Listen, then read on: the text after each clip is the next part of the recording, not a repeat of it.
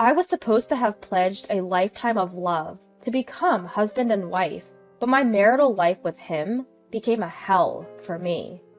Parents-in-law who dote on their son and a husband who prioritizes his parents over me. They treated me conveniently, imposing unreasonable demands. I won't let such people ruin my life. To punish everyone, I concocted a surprise. My name is Alyssa, 29 years old. I've been married to David for a year now. We work in the same company and often work together for projects. By the way, I don't have a college degree, but he does. I have been there a little longer, so I have more experience than him. Despite being a high school graduate, our company values ability over academic background, and with my good sales performance, I received a decent salary. On the other hand, David, who is capable and highly trusted by his colleagues, was a boyfriend I could be proud of. I fell for him and gladly accepted his proposal, and we happily became a married couple. But then my in-laws began to interfere in our relationship. One day, when we showed up at the in-laws' house, my mother-in-law suddenly said to my husband, "Hey, David, are you really okay with this?" "Huh? With what?" "Marrying Alyssa. You've always been good at both studying and sports, haven't you? Yet, you chose a mediocre person like Alyssa." Upon hearing this, my father-in-law nodded in agreement. "Yeah, at first glance, she seems like an average young woman, with nothing special about her." "Ah, that's what you're talking about. It's fine. I love Alyssa." "Really? Well, if you say so." Saying that, my mother-in-law gave me a side glance. "I am sorry I have nothing special to offer, but I've also put in my fair share of effort to take on grown woman responsibilities." I cursed them in my mind, but I never spoke out. To maintain a peaceful marital life, I wanted to avoid conflict with my in-laws as much as possible. On another day, my in-laws started complaining in front of me. "Hey, David, are you really okay with your current workplace?" "That's right. Isn't it a place where even high school graduates like Alyssa can work?" "But, well, the pay is good, and I have good colleagues." "You're not the kind of man to stay in the same place as high school graduates, are you?" "That's right. You are smart. There must be many other good jobs out there." While glancing at me, they tried to persuade David. Believing that responding would mean losing, I deliberately didn't react, but I was seething inside. What's with that tone? I do my job right, and there's no difference in work whether you're a high school graduate or not. In fact, sometimes I earn more than David does. It's safe to say that I don't have a good impression of my in-laws, who judge based on academic background or appearance. However, they don't physically bully me, and I don't suffer much direct harm. I told David in advance that I was a high school graduate, and knowing that, he told me, "I love everything about Alyssa." I have pride in myself for achieving results in a company that values ability over academic background. No matter what my in-laws say, I believed and never doubted that he was on my side. However, after a little while had passed, an incident broke out. My husband, out of nowhere, began speaking of something unbelievable. "Hey, I've been thinking. I've decided to switch to a different job." "What? Wait, what are you talking about all of a sudden?" "Well, I was talking to my parents and I just realized. Our company even takes in a high school grad like you, Alyssa. I mean, I have a college degree, so there must be a better job out there for me." "Hey, are you serious? You're making fun of both me and the company, aren't you?" "But it's true, isn't it? There's no need for me to work at a job that even a high school graduate can do. Plus, my mom said she could introduce me to a job through someone she knows." "Stop it. We are blessed with a good work environment, and now you say something like this?" "You're nagging. I finally realized. I'm not someone who should be stuck in a place like this." So this is the result of his parents influencing him. He seemed to have taken his parents' words at face value and convinced himself that he was an excellent individual capable of aiming higher. The very next day, without discussing it with me, he submitted his resignation and casually left the company. Only a year into our marriage, my husband had resigned from the company where we met, and did so without second thought. Afterward, he switched to a factory job introduced by his mother-in-law, where his salary dropped to about half of what it was. The only advantage, if any, was that it was close to home, making commuting easier. About a week after the job change, he began to complain about the factory. That guy! Even though he never went past middle school, but he has the nerve to tell me what to do. While scattering his clothes about, my husband spat out his words loudly. I stepped in to stop him. Wait, why are you so angry? If you make such a loud noise, it's going to bother the neighbors. Shut up! Why do I, a university graduate, have to be bossed around by a low-level boss who's just a middle school graduate? Well, you just started there. It can't be helped. He's your boss, right? I don't care! He can't even study, but he has the nerve to boss me around? Damn it! Who's the real problem here? What can a newcomer do without instructions from your boss? You chose to switch jobs, so bear with it a little. I know that already. Will he be able to continue at his current workplace? How long can he endure this situation? Nevertheless, my admonition only made his mood worse. Every day was a struggle to soothe him enough to get him to work. My doubts turned out to be right. One day, he caused a major issue at the workplace. What? You broke the factory equipment? In response to my shock, my husband slammed his hand on the table. It's not my fault. It's that damn boss who pissed me off. But that doesn't mean you should break the factory equipment. That's absolutely unacceptable, right?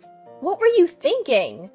I had no choice. That guy was bossing me around, even though I'm a university graduate.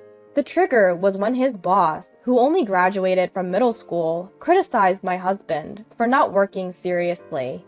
In response, my husband insulted his boss's academic qualification. As anyone could see, the fault was entirely with my husband, so everyone present sided with the boss. Enraged by this, my husband apparently went into a violent rage. In his rampage, the blood rose to his head, and he damaged part of the conveyor belt. He stopped the production line, resulting in him being fired and a large claim for damages. Since it was a factory that his parents introduced, the damages had to be paid entirely by him and his parents. As a result, not only did my husband lose all his savings, but even his parents' retirement fund seemed to have vanished in an instant. So, my parents are struggling right now. They're moving into this apartment next week. At his words, I let out an absurd gasp in surprise. Living together? I never heard about this. You're my wife, right? Just listen and keep quiet. But this is a done deal. Got it? With these words, he left the room with a bang. A few days later, my in-laws actually moved into our home. I thought it was a joke. Living together is absolutely impossible. I couldn't overlook this, so I confronted my in-laws directly. Father-in-law? Mother-in-law? Living together is a problem. Shut up! It's your fault as well, as the wife that our son couldn't make it at the factory. That's right! It's because you neglected David's mental care, isn't it? Wait a minute. How does this become my fault? Can't you shut up? Our life is a mess because of you.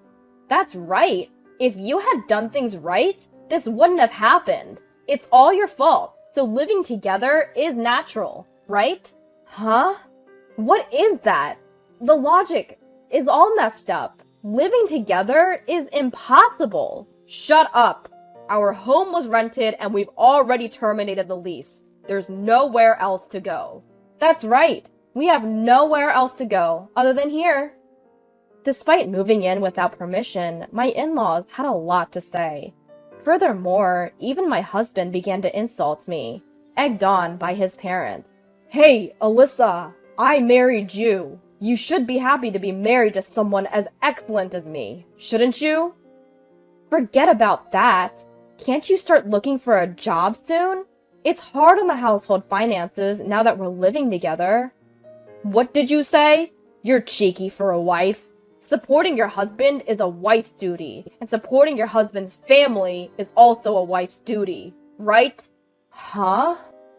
I'm getting sick of my husband, who spouts nonsense as if they make sense. Moreover, neither my husband nor my in-laws help with the household chores at all. I have a job too. I can't make elaborate meals, and the cleaning inevitably gets neglected.